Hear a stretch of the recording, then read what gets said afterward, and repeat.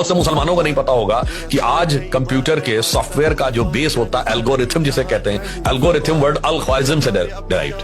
आप सोचिए, मेरे ख्याल से 100 में 99 लोगों को नहीं पता होगा कि कोलंबस ने जिन नक्शों को आधार बनाकर वेस्ट से रास्ता खोजने निकला था, वो बनाने वाला भी एक मुस्लिम था, अल इदरीसी, अरब था।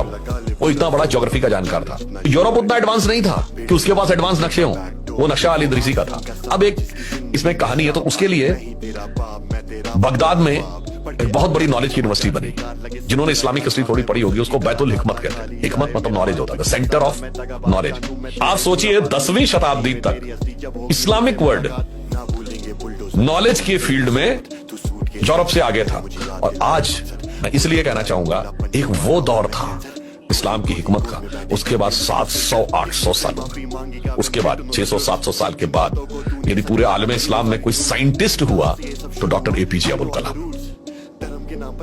ये वो व्यक्ति जो कि भारत के मिसाइल प्रोग्राम का चीफ रहा, इतना बड़ा साइंटिस्ट।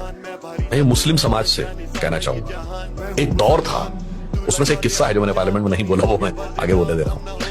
एक दौर था जब इस्लाम में नई नई चीजों को सीखने और समझने का बड़ा दौर था। ये 8वीं शताब्दी, 9वीं शताब्दी और 10वीं शताब्दी का दौर है, जब भारत से सूर्य सिद्धांत गया और वो सिंध हिंद के फॉर्म में अरबी में ट्रांसलेट हुआ।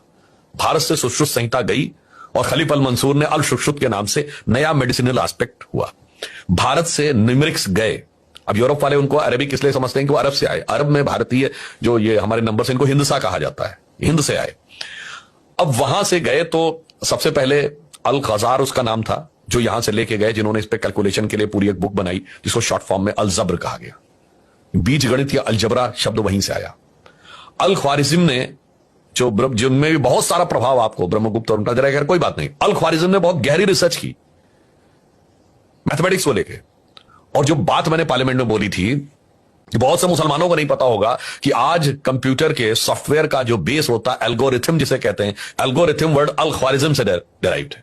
आप सोचिए, मेरे ख्याल से 100 में 99 लोगों को नहीं पता होगा कि कोलंबस ने जिन नक्शों को आधार बनाकर वेस्ट से रास्ता खोजने निकला था, वो बनाने वाला भी एक मुस्लिम था, अल इदरीसी, अरब था। वो इतना बड़ा ज्योग्राफी का जानकार था।